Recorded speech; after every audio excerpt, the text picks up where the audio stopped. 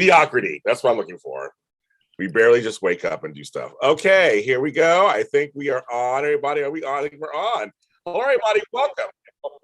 She's talking to me. Hello, everybody. Welcome. I'm discombobulated. Mediocrity. That's me again. That's me again. Just talking over here. I took a nap, you guys, before I started. I took a nice little nap. And I guess I'm not awake yet. I guess I'm not awake, but I'm here. This is the Book of Boba Fett Aftershow here on JLJ Media. My number one show last week, Frank. We were number one of all my shows. There you go. People like to hate watch me, James. They do. So thank you. So whatever you want to do, hate watch or love us, please go ahead and do that because I'll take the views. I'll take them. But so I brought back Frank, and of course, I have a new guest. He was on my Darth Vader Is Your Father podcast this week. You can catch him out there. He does the Big Brother and Survivor and The Challenge and all those kind of shows, podcasts. John Dunphy. Hi, John. Hello. How's it going? He is bundled up because he's cold in New York. He's bundled up. He's ready to freeze. So don't freeze on. That's why we're here. So we are your source for Star Wars content. Also, something I realized yesterday, I did not realize this.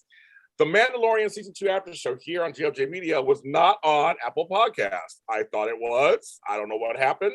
I looked and I was like, I couldn't find it. So it wasn't. So now if you see it, you can actually watch it, listen to it on Apple Podcasts. It's everywhere else, of course. Big hit for us also. Me and Ryan Nielsen, shout out to Ryan. And he'll be on here at some point. We'll get back on here at some point. But I now have it on there. So I saw a spike in views and downloads. So that's why. Because it's actually on Apple now. It's hard to draw your stuff yourself. So anyway, it's there. So you got all your choices. But thank you for making Boba Fett your number one shot of all my shows. It's crazy. All my shows last week. I was very, very, very impressed. Thank you. I have he's drinking with me right now, my coffee. My hair is hidden because it's big. Well, it's all about the Rancor. Yes, it is. We have people in the chat room. We're going to talk about it all. It says Chapter 3. And this is directed by Robert Rodriguez, of course, and written by Jon Favreau. And we got two sides again. Well, actually, we got up to date, flashback, up to date. So there's a little bit of that. So going on there. And I feel overall, kids, now it's kind of coming to the same points. Because Frank and I are trying to figure out if they keep doing these flashbacks, how long they're going to do them. Yeah. This could possibly be the last one. I'm not sure. I have no idea. I don't know anything that's going on. Hello, everybody. My sister's in the chat room. So I don't know what's going on, but this one brought us to very parallel. It's all about the Pike Syndicate. That's basically what it's all about. Oh, I gotta say this. Spoiler. Okay. I was going to say that. The Pike Syndicate, in the past and in the present, they are arriving. They're coming in. Well, at least it was a dozen of them. They're coming in at the makeshift, look at the airport, but it was spaceship. I love it. Overall, what do you think about this episode 3? I'll say, Frank, you go first. What do you think about it? Interesting. It's always interesting how the episode lengths vary, which is, the nice benefit of streaming. But I know from last week when we had like a 51 or 52 minute episode, to now just back down to 38, like the first episode. So short and sweet and to the point. But it's nice to have the flexibility. So interesting. I don't know how I feel yet about Boba's biker gang that he took on. They're, they have those like American Graffiti kind of speeder bikes, which, a nice nod to George Lucas. I don't know enough about them yet. Maybe right now I'm kind of like, but, we still have some more episodes. So maybe I'll be won over by all their various droid enhancements. I'm glad you watched on time, you guys, at the Ruiz household. Good, you can actually watch this.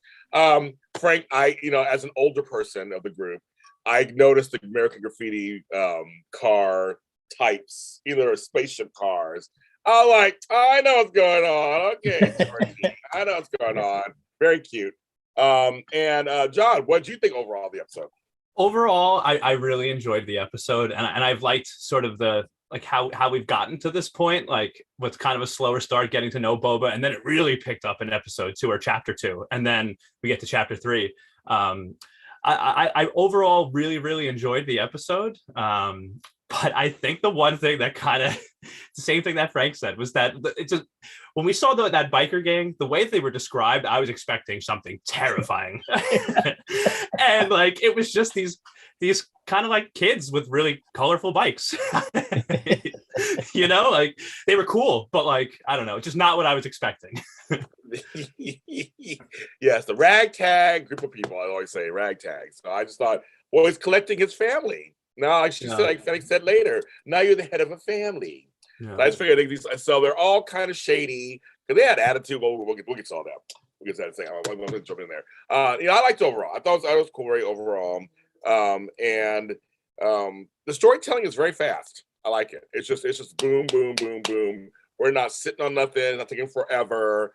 And I quite possibly my favorite side characters is that assistant to the mayor. I love him. Love him. And that car chase scene, we'll talk about that in a second. To me, I was laughing the whole time. They threw everything with the kitchen sink in there. I was laughing. I was like, okay, Robert Rodriguez. Oh, we can't not forget. Now Danny Trejo is in the Star Wars universe. Sure, why not? Sure, why not? And I'll tell you, I've been to Trejo's Tacos in LA. Tacos are good. Check them out. Yeah. That's true. I agree. Yeah, they're good. They're actually really good. But I was like, Danny Trejo. I loved that he just popped up. And like the fact that he's the Rancor. Amazing. I'm like, sure. I mean, so folks at home, if you don't know, him and Robert Rodriguez have a long history. He's been in a lot of his movies and stuff. They have a long history. But I just thought, also, when we started pulling up, I was like, is that Danny Trejo? I was looking like, is that him? With no lines, just standing there with the Rancor, just standing there. I was like, that's hilarious. And he talks like Danny Trejo.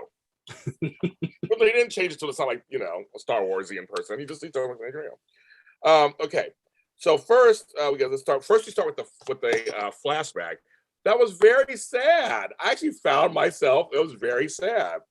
So Boba goes to town, be with the Pike Syndicate, of course. Representative says he's not using to pay, you know, with him because he's already doing other stuff with other people, with these Strider people or whatever. But it's crazy. Fett returns home and he slaughtered the whole group. Oh, like the Tusken Raiders are gone. His whole little tribe, they're gone. So that whole thing. I want to, Frank, I'll let you start first. Tell me how you put that whole first opening sequence. What are your thoughts on that? It's I mean, it's a bummer because it always seems that's what happens with the Tusken Raiders.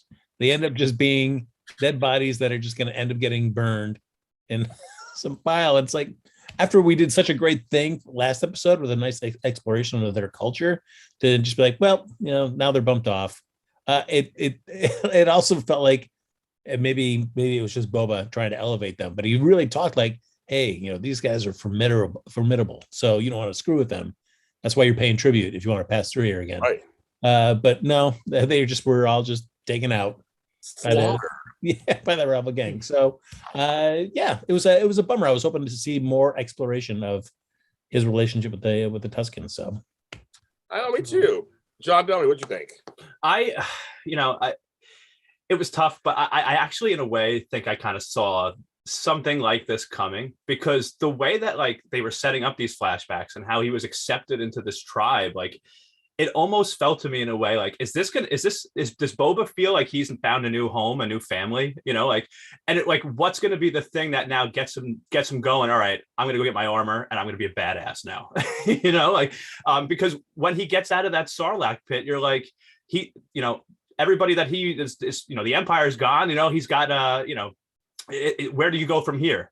And he kind of just was taken prisoner by this tribe, and they kind of brought him in, and he really accepted their culture. And I was worried if something like this was going to happen. And it sucks because some of those characters, I really liked the kid in the tribe that he had that good connection with. And then that one, like the one that was clearly like the greatest warrior of the tribe, all that kind of stuff. I just, that sucked, but I had a feeling something like that was coming. I don't know. And of course, that same graffiti markup let him know who done did it. Yeah. It was like, okay, here, just in case you didn't know, now you know. That's what he had done. So now he has somebody to come after, obviously, because he has to avenge, you know, what happened to them. Those were his people. That's so sad. So I thought it was kind of funny in this flashback, he lost people. In the present day, he gained people. As well, somebody just knows. See, I'm smart. Yeah.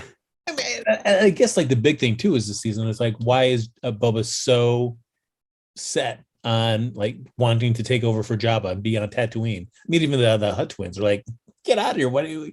It's stupid to be here. So I'm hoping that, I mean, maybe it's the connection that they have with the Tuskens. Maybe we'll see a couple of things that in the next few episodes to kind of flash back to how he, resolves that the death of the Tusken tribe that really kind of cement why it's so important for him to want to stay on Tatooine. Do you think they're going to do flashbacks all season at this point now? I mean, it seems like, we've done about 3 episodes so far. So I feel like, we've kind of set the pattern to have that. So, but I also feel like, those flashbacks will be, because this was, compared to other ones, much shorter flashback. That was so, great. Well, there's a reason why. Yes. Not much to show.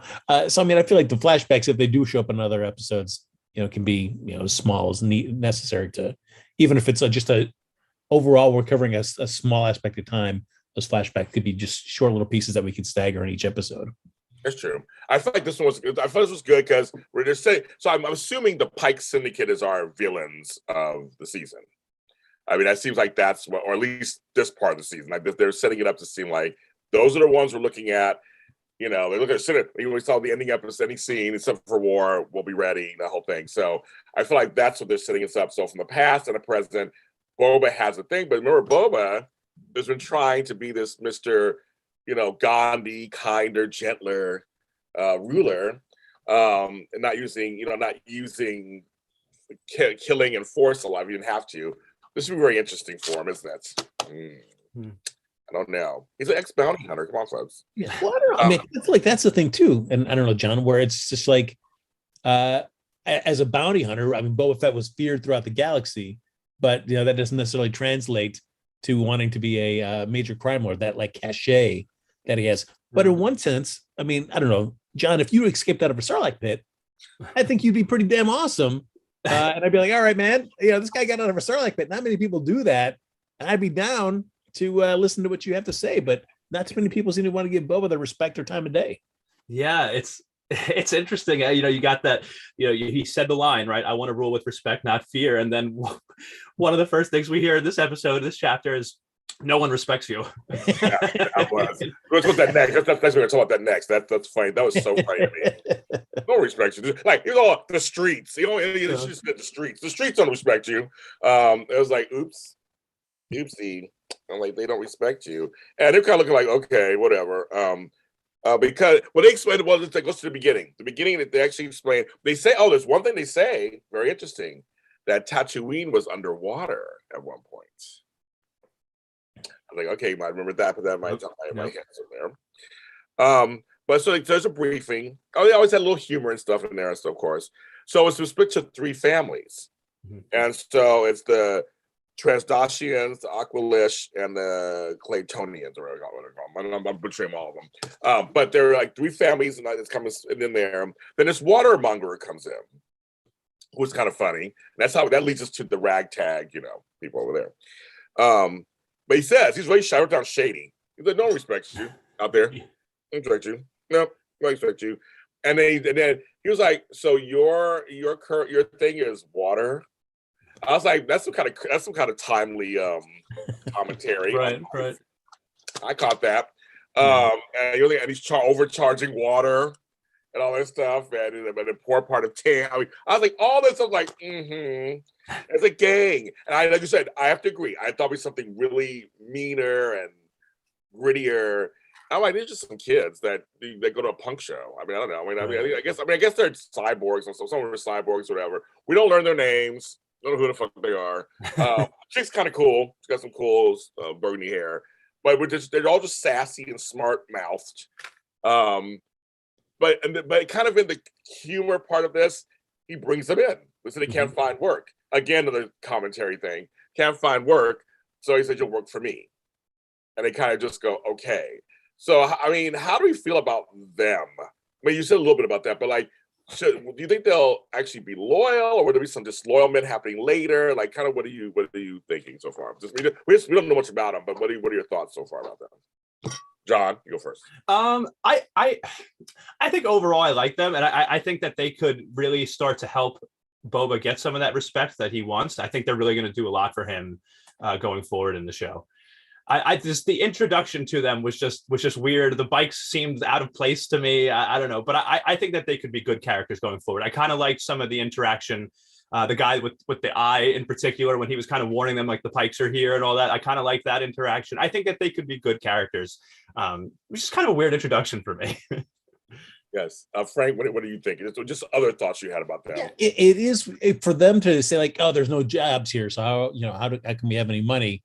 Those bikes were really shiny. Yeah, I mean, really shiny. So I'm like, boy, everything else has just kind of got like a beat up look around there. These ones are all nice and polished, no dents. You've never had a motorcycle or a scooter, a Vespa or something where you always take care of it, or a car where you always polish your car all the time. Never had that. I mean, I don't know. I mean, maybe they have turtle wax or something. They have plenty of that. They have plenty of that, but they can't do anything. They can't eat food or whatever.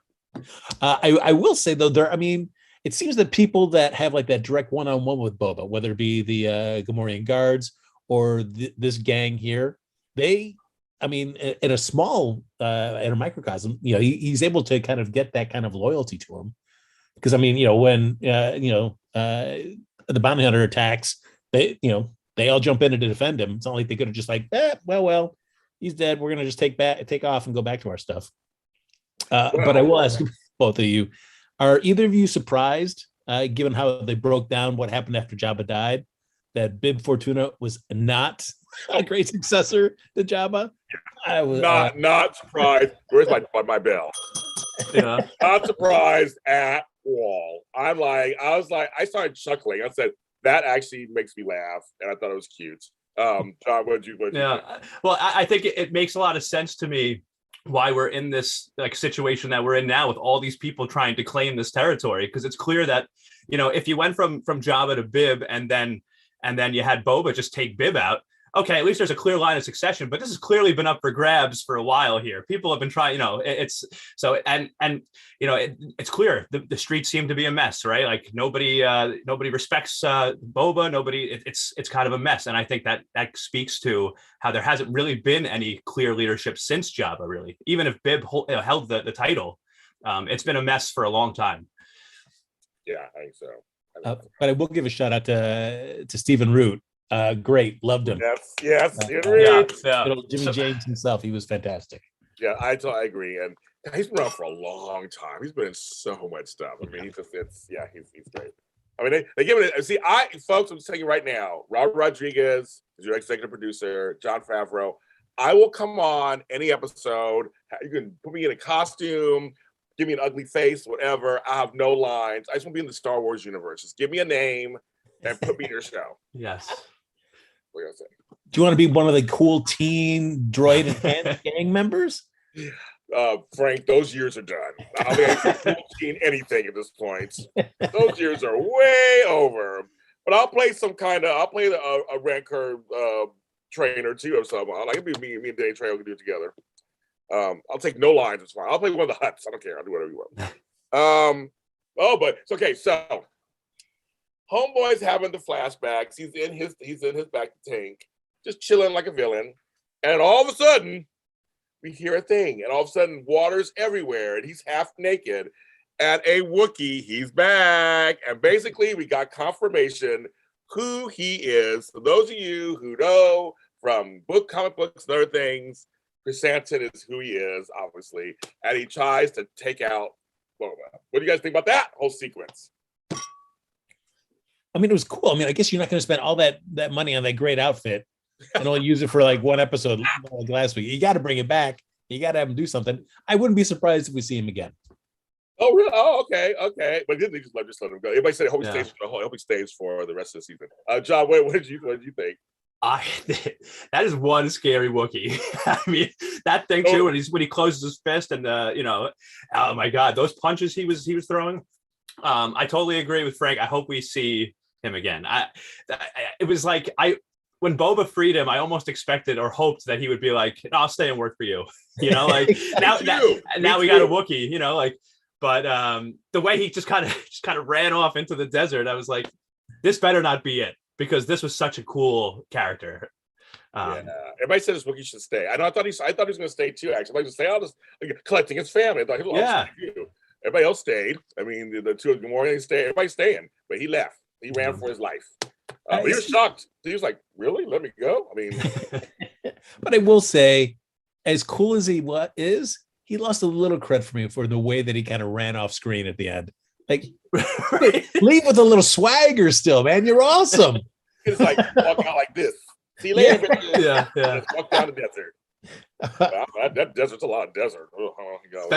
Especially because the last time we saw him leave a scene, he got to that stare down with Boba, and like slowly walked off. And this time it was just like, all right, I'm out of here. He ran. Bye, bitches. I gotta go. Because that's like, But I love that. It was so funny how he was like, I know it's just business, bounty hunter. Like he totally got it. It really wasn't anything personal. They had nothing personal against each other at all. It was just that he was working for that. I mean, it was a whole thing. So I kind of like this reasoning, like, well, you can go with your business. And so he did. But that whole fight thing, everybody joined in, and Fennec comes in, and they kind of stops it. So the whole group works together to bring him there. He's tall. He's like tall and big and everything. He was holding him by the neck or whatever. It's crazy. But yeah, so we got confirmation that's who he was. Yeah, although it's just like, I mean, when we saw Boba last on The Mandalorian, yes, I mean, and he's in that big introduction episode, he's whipping ass, on that one planet while Grogu is up there trying to commune with the Force. So far, we have not yet seen him deal out an ass whipping. Every time he's kind of been on the receiving end of getting the beat down. So, like, I'm waiting for Boba to kind of say, like, yeah, guys, lest you forget. I'm a badass. That's pretty funny. So the Hutts come. That's we get to see our Rancor. We get to see him. He's a calf. He's a baby. He's a baby Rancor. He's a baby Rancor. But the Hutts come, and once again, Frank, homeboy had that little. He's patting his face with the little rodent thing. This one, he just tossed it. It was just like tossed it. And homegirl's a little fan. It's so they come up. I thought about Frank said this last week on the show about how all of them have to carry. I couldn't stop laughing. They come around Cleopatra style. They're like, hold on to the thing. I mean, but how miserable they are when they had to turn around to start walking away. Just how miserable they all must have been in the desert. Desert. Because they know how long it took to get out there, so they know how long it takes to get back. So funny. Okay, but here's the thing. So there now. See, some people in the chat room don't trust them, which obviously you shouldn't trust them. But they're claiming that they're leaving. Bob, they said, "Peace out, bitches. We're out. We were lied to. We're not promised nothing. We're taking our losses and go. We don't want a war. It's bad." So once again, she goes bad for business. She always says that. And they said you should leave too. Do we believe them? Do we what's going on there? You guys, what do you think? I mean, I'm sure there's probably, moves within moves to be made for this. And so, I mean, the Hutts can say like, oh yeah, hey, we're out. But I am sure if indeed the Pikes and Boba took each other out, I mean, the Hutts would just, like, oh, well, I guess nobody's here now. I guess, we'll just come back and take it. What do you think? What do you think, John? I totally, that's exactly what I'm saying. I totally agree with that. I think that their feeling is, okay, we're going to get out of here because it really is best for us right now. So we'll get out of here, sure. Yeah. But you already told us that if somebody wants to take this territory from you, they're going to have to kill you, which means you're going to go to war. If you want to go to war with the Pikes, you guys can take each other out, and then we'll see what's left over afterwards. That's exactly kind of what my thought process as well, Frank. Yeah. But I know all those people that are carrying them around, they're like, let's just go someplace where we can just chill for a while. Yeah. We don't want to have to do a lot of walking, carrying you around. And it's like 10 suns. I don't know how many suns are out there. It's a lot. It's hot out there. And you're not even walking on like a paved road. You're walking through desert sand. Have you walked in sand? It's hard. Yeah. Walking in sand. It's hard walking in sand. I can't imagine trying to carry somebody and walk in sand at the same time. Do that noise. I don't believe them. You got somebody that's people are like, yeah, but I agree. It's kind of like we haven't seen the last of them yet. I don't think we've seen the last of them either. I think they'll be back at some point. Do you think all those people that carry them, do they hate the drummer? Do they hate him? Does the drummer know how good he's got it and he just kind of rubs it in their faces all the time? He's like, hey, I'm not carrying those two bitches. Yeah, exactly. It's like, ha, ha, ha, ha. But imagine all of them, though. It still sucks to be them, period. Whether they're drumming or carrying, they're stuck with those two things. Indentured servitude or whatever. What was you in your lifetime to be work for them? Like, oh, that's gross. But so they leave him. But I said Danny Trejo is that they didn't even get a name. I just go on Danny Trejo. I don't even know his name. Like Rancor, whatever. I don't even know his name. Yeah, I think Rancor trainer. Do you need more than that? Right? Yes, Frank. I want a name. I want a name. Give me a name. No, he's going to be just fine. So we have him down. Well, now we actually have a Rancor in the pit down there. That's kind of funny. Obviously, we have one down there. But he's depressed, Frank. He's depressed. What I love about this is what I loved about last episode as well too, is that you just take this kind of character that's just been kind of on the edges of a film in the universe and just dive a little deeper into what makes them tick. And so to learn more about Rancors, I was all for it. Tell me your stories, Danny Trejo, about what the Rancors are like. And when Boba says, I want to ride him, and like that's a possibility, hell yes, sign me up. I'm already imagining the end of the series is Boba arriving to whip ass on top of a Rancor. Oh my God! Wow. Okay, that's a prediction, folks. Frank said it here. Timestamp it. Episode 3. He says this, so we'll see if that actually. I like that. I actually like that. We learned before we get to you, John. We learned that the Rancor are actually complex emotional creatures. They imprint the first person they kind of see. They become close to them, and he wants to bond with him. So it's a mutual thing. He wants to bond with him, so he can ride him at some point. And Danny Trejo, was calling him Danny Trejo, the trainer, is going to help train him now and start to train the whole situation. But that was very sweet, and which the Star Wars universe always does. So how do you feel about this part of the storyline, John? I love seeing the Rancor now with this technology we have too, like all the little details you can see about this creature, but I don't know if this is off topic or not, but just what we were talking about with the riding of the Rancor, this is why I love Star Wars and these new live action shows, and not every Star Wars fan might know about this, but you get a Witches of Dathomir reference in here. Yes. Used to ride the Rancor, and I went, oh my God.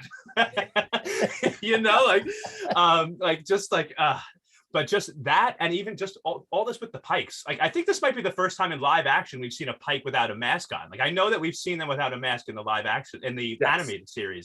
But that's way off topic. But that reminded me, but I love the Rancor. I really hope we're seeing Boba ride this thing before long. So yeah, I noticed the reference too. Of course, we always notice the references. I mean, it was unsaid. They always drop Easter eggs here for all of us who are super fans. Right. But yeah, I noticed that also. When you say you want to ride, I'm like, oh, he has to ride him. It's called a calf. Yes. A little calf. What are you gonna say, Frank? I was curious because part of me was thinking, like, was Danny Trejo really wanting to be the one that bonds with this Rancor? And then when Bubba's like, I want to ride him, he's like, oh, damn it. All right. Guess I gotta let you bond with him now. Damn. All right. It did kind of seem that way, right? It seemed like he was really into this Rancor. I mean, they were hanging out together probably. I mean, I don't know when he came on, but he got released from the Hutts too, because he was part of the Hutts apparently, because they captured this thing. I mean, I don't know what they did, but now he's in, whatever his role is going to be. But yeah, I just thought it was very sweet, which is what Star Wars does. They always add something sweet kind of in there in the middle of everything. You can't just be just evil all the time and hiding on hard all the time. So I was like, okay, I'm fine with that. So they're gonna go try to see the mayor, of course, again. I tell you, I love his assistant. His assistant is so shady. I mean, so shady and nervous all the time. And when he was like, well, let me go, I'll move some stuff around, let me go inside. And he goes, did he just lock the door? I laughed so hard. And the ensuing scenes had me in, I mean, I literally was laughing so hard. The chase scene through the city, they threw in scaffolding, they had crates with fruit in it, they had people in the middle of, get in the way. I mean, it was the most hilarious thing to me that I thought this is so Robert Rodriguez. It's like it's one of his films. Like, what's going on here? I thought it was hilarious. And then try and chase after him in his car, trying to get away. I mean, it's. Please comment. Yeah, part of me was like, did he have to go through all that? I mean, sure, it was great to see a great, speeder chase, a land speeder chase, and a bike chase through there. But it's like he could have just told him, right? It's like, oh yeah, like I don't know what was really in it for him to like hold on to that for so long and then try to get away. I don't know, but it was still a good scene to watch. It's just hilarious. They literally threw everything with the kitchen sink in that scene. I mean, everything was doing. I mean, they just had a baby in them, they had everything in that scene, and she was trying to get away from them. And it was kind of weird because it wasn't Boba Fett or Fennec who stopped him. It was your ragtag gang of cyborgs. They stopped him. And then there are moments like this where it takes me back to like a little kid when you see another protocol droid just kind of out in the world. I know. Oh yeah. All right. Cool. And there was an R2D2 like person out there too that fell over. I was like, oh my god, I love it. I love it. It's the Star Warsian universe. I love it. John, what'd you think? I enjoyed the chase. You always love a good chase scene, right? There was one moment that I actually want to go back and rewatch because I don't know if I saw it like correctly, but I swear in this chase scene, they're going down one of these little alleys, and it looks like there's a droid that's like driving two people around. I guess he's like a servant droid for them that helps them travel. Yeah. And you could see this droid seemingly turn like the carriage of this thing that he's driving into the path of the Major Domo speeder. Like you were saying, they throw everything in here, and I'm like, did this droid just try to kill his masters? They did. No, seriously. I know that scene, and it was like they literally. And he's like, he swung around. Like, but the first droid was standing there. All of a sudden, the car's going around. It's. I mean, they literally threw every cliche you could think of in there in a funny way. I mean, to me, it was. I'm laughing. I'm enjoying it. But I'm just like, it just made me laugh hard because it's like they really do. I think it's just a French Connection. Like, what are they doing? They're throwing every chase scene, which is one of the best car chase scenes in film ever. But they're throwing everything in there. Everything in there. The only thing there was no hills. So you have, hills, they always have cars jumping over there. These things, they fly around, so you couldn't do that. But the one flake did fly up and come down at one point. But I thought it was hilarious. I just thought they just throw everything in there. You're right. Obviously, just goes, be with the mayor. He's being with the Pike Syndicate. The Pike Syndicate. I was like, okay. I will say, because earlier in the episode, they have a big feast there for that food. And I was like, well, where's the rest of this gang that he recruited? Yeah. Don't they like to eat? It's a lot of food that nobody's touching. A lot of food. See, but that's me, that's you and me, Frank. We go right for the food. I mean, of course, that's why. I'm like, what's wrong with the food? Why am I eating it? So John, what do you think about because now we're getting towards the end. And now we're seeing that some of those gang members are out there about patrolling the city. So his gang, his new gang members patrolling? Yes, his new family. Yeah. So I'm sorry. Ask the question again. I need to make sure I fully understand.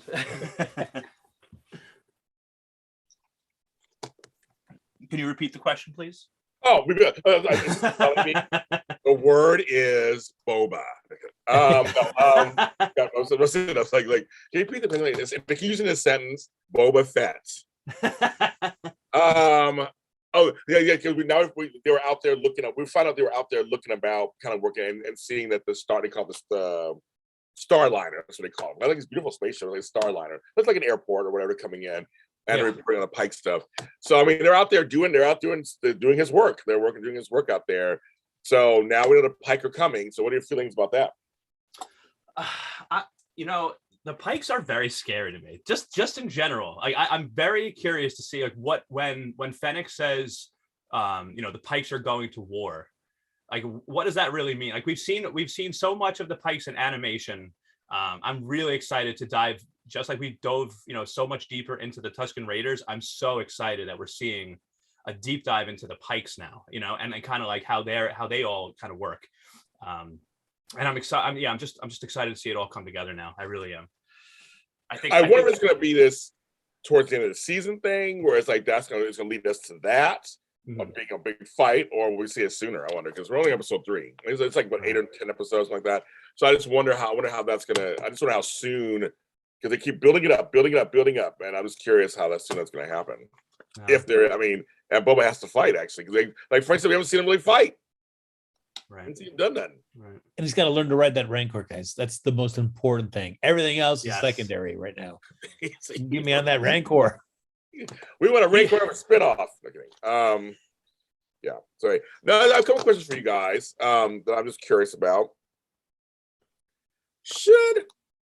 Are Fennec and Boba Fett really friends, colleagues?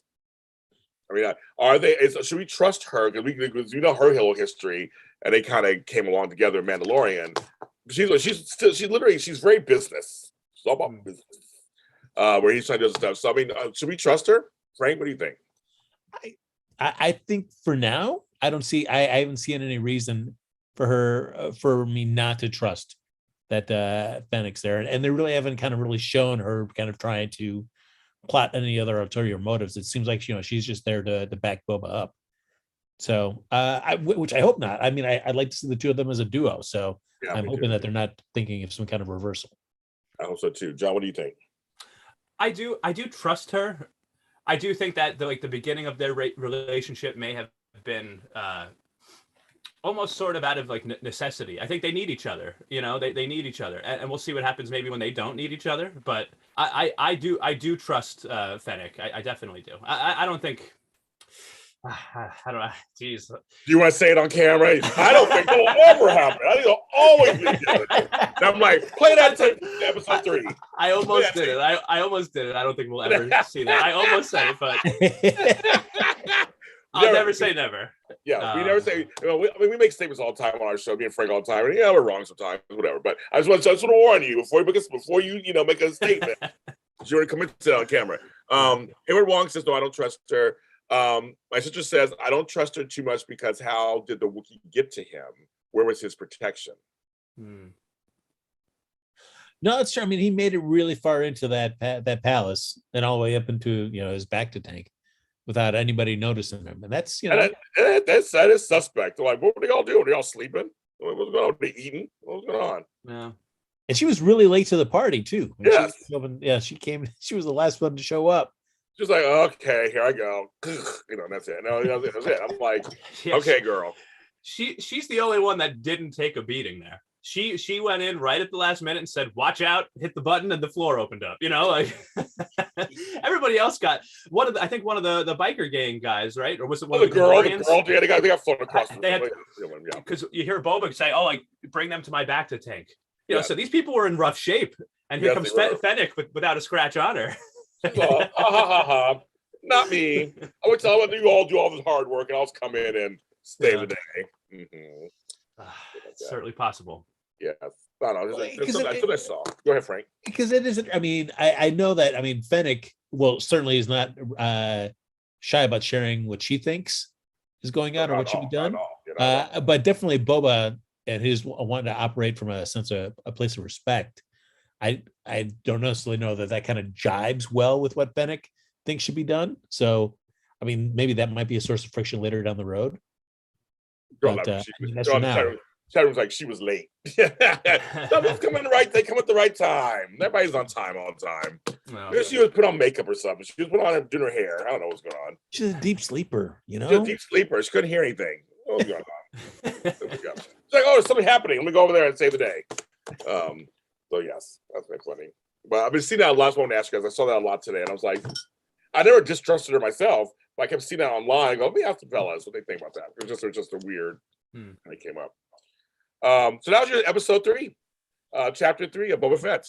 We did it, folks. We did it, and we watched it. I like the show so far. I'm very impressed again. John, I said this to Frank last week. Now seeing the second series, live action series, I trust the other ones that are to come. The ones that are to come, like Obi-Wan Kenobi, Andor, all these other ones. Which one are you excited about the most? Ahsoka, all these things. Which one are you excited about the most? Not counting Mandalorian season 3. We know it's coming back, but right. The newer ones that we have not seen yet.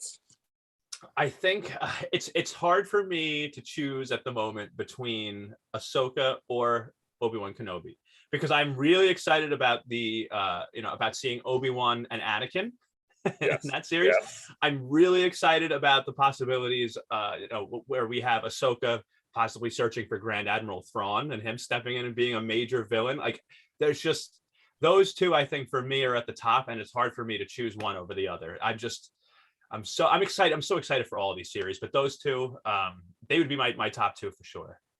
Good. Frank, I didn't see me either. We talked about a little about each of them, but I didn't ask you which ones you're excited about. I can understand. I mean, I'm right there with John in terms of, tough to decide which two I'd be more excited to see of those two. I mean, I guess I would maybe put Obi-Wan slightly over, just in the sense that it's, we're getting a chance to see an actor that actually played that role, kind of getting a chance to revisit it and tell a little deeper dive into that character, which, given everything that we've seen, with Tusken Raiders, the Rancor, all these little bits and pieces of the Star Wars universe, to be able to spend some time just with Obi-Wan Kenobi and do a little bit of a deep dive in live action, I'm excited about. Yeah, Harry Wong, Obi-Wan. Yeah, I think everybody's excited about that one. I think everybody's really excited about Obi-Wan. I mean, it's just because everything you said, Frank, exactly was true. Okay. We're seeing actors revisit the roles, even though the sequels or whatever, or just the prequels, or what do you want to call them? But like, John, if you tell me there's going to be a live action Grand Admiral Thrawn showing up, come on, that's going to be awesome to see. I'm so hoping, because like, why would she say that in The Mandalorian, right? Why would she say, where is Grand Admiral Thrawn if we're not going to see him? You don't bring up a name like Thrawn and then just don't do anything with it. Like, oh God, I'm gonna have a heart attack right now. Yeah, I love it. Obi-Wan again. Everybody's in the chat room. Everybody's Obi-Wan so far. So if you're watching this later, let us know which one you're coming. So I'm going to watch all of them. So I mean, whatever that's coming out, I'm watching all of them. I watched Bad Batch. I watched Rebels. I watched all of them. I mean, I watch all of them, so I don't care. But I'm excited for Obi-Wan. I'm excited for Ahsoka. I am. But I'm excited. I'm kind of excited for all of them because when they released all those trailers, I was just watching trailer like, oh my God, that's good. That looks good. That looks good. That looks good. So I'm very excited this whole expanded Star Wars universe that we're getting, and there's holes we're filling in. Hey, we said for the Ahsoka show, I hope we get to see live action version of the Rebels. Interesting, I know, right? Yeah. In the chat room, I agree with John. Okay, good.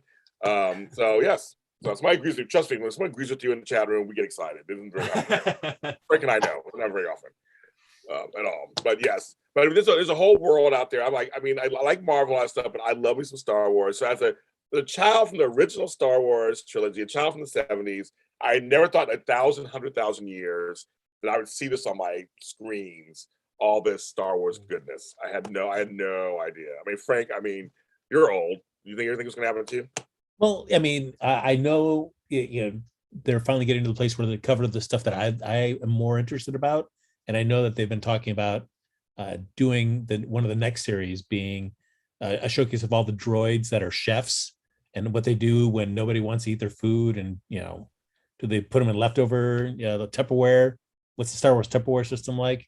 So I'm excited to see that series, really diving into those poor droids that just have to make all this food that nobody eats and what they do. As long as Chef Gordon Ramsay is one of the droids, I'm all in. If you want like Hell's Kitchen, sure, I'm all in. If he's one of the droids, I will totally watch it. I feel like I would love it. I feel like exactly. I'm like, I totally watch it. I'm like, seriously, I would totally watch it. You bring some Danny Trejo, you bring some Gordon Ramsay. Not too far fetched, or Bobby Flay or something. Bring them all in there. What's going on? I'll watch it. Yeah, what's going on? Or some Guy Fieri. I watch all that. No. Be kind of funny. I love that. Oh, Frank Moran. Anyway, but this is very exciting, you guys. Thank you so much. We'll be back. John, will you come back again and do this another time? Come back. I would absolutely love to. They're laughing at Frank right now in the chat room. Yeah, Frank's crazy. That's why my thing. So, John, tell them about so right now you guys are doing the challenge, right? So we're taking a little break at the moment with our other podcast, Jury Duty, a Big Brother podcast. We cover Big Brother, we cover Survivor, we cover the challenge. We'll be covering Celebrity Big Brother coming up in February, so that's very exciting. Yes. And that's I do that with my two co-hosts, Kyle Petty and Gina Morgino. Wonderful people. They are. We have a lot of fun. So if you want to find us, our podcast is at BB Jury Duty on Twitter and on Instagram. It's Jury Duty, a Big Brother podcast on Facebook. And if you want to find me, for some reason, if you want to find me, I'm at JDunn89 on Twitter and Instagram. And my name, John Dunphy, on Facebook. And that's how you find me. Yes. Find him. Find him. Find him. John, are you loving the continued dominance of CT in the challenge? Oh my God. I freaking love CT. As do I. I hope if he wants to be on the challenge until he's like 60 something. He's an OG. He's an OG. Yeah. Bring him back for another 20 years, you know? I'm like, isn't he my age at this point? I'm like, what are you still doing? I mean, what are you doing here? Like, he's an OG. I think he's in better shape now than he was like 10 years ago. Yes. Yeah. And just because I want somebody there to be able to put Fessy in his place. Yes. Fessy thinks he's all that, and I just want CT there is just somebody to constantly like, nope. That's hilarious. Frank, tell them where they can find you. You wouldn't be interested in doing this, but if you want to, you can find me on Twitter and Instagram at Happy Go Jackie, filled with just nonsense. It's all silly talk. Yeah. But on my network, he's here with me doing the show every week. And then on last Friday, we did the DC universe. And then he got a lot of looks. Thank you so much for listening to that. This Friday, him and Flo Boyce are doing the Marvel universe. I'm going to ask them silly questions about Marvel stuff. We're going to get into it. And we had a great time. It was a lot of fun last week. So we're going to get to it again. But it's time to Marvel. So that's Friday. This network live, 8 p.m. Pacific Standard Time on Friday. So grab a drink, come join us, and have your own answers of what's going to be asking. I already said, I give a teaser. The teaser is why they keep trying Fantastic Four movies. That was my teaser. We're going to have them answer all that. And also my next teaser is, can they make a good Hulk movie? Those are the two things I'm saying. That's it. That's on Friday. So you want to check us out there, and that'll be a lot of fun here on JLJ Media. Of course, you can find we're all James Lott Jr. is sold at James Lott Jr. on all social media platforms. I got 100,000 shows out there, so just check them out. Go to any streaming platform service. It could be iHeartRadio, Spotify, Apple, Google. All my shows are on all of those platforms. So go ahead and follow that, and whichever one you like, and tell a friend. And then, of course, if you want to go to the YouTube channel, because why would you not want to, and see our wonderful faces, go there to JLJ Media. Hit the subscribe button. It's down there somewhere. It's red. Hit it. It says subscribe. And subscribe. And then check out stuff on the channel. I have all kinds of goodies. Also, if you're a Patreon member, come join me on Patreon. I put out all kinds of unreleased special content. I have just stuff spilling out of my talents, I guess. Over there, I have 3-tier system. I got 3 tiers. I can't do math. 3-tier system over there. So check out them out and see what I'm posting on there. Some unreleased stuff. I'm spilling tea over there too. And I have a series called It's a Lot, where I actually tell you a very strange thing that's happened to me in my life every week. So you want to check that out. It's a lot of fun. The next one's on me working with Frank. That's the next strange thing. That is very strange. Yeah. So, but anyway, thank you so much for making this after show a great thing. And everyone, please be careful out there. I mean, the force be with you.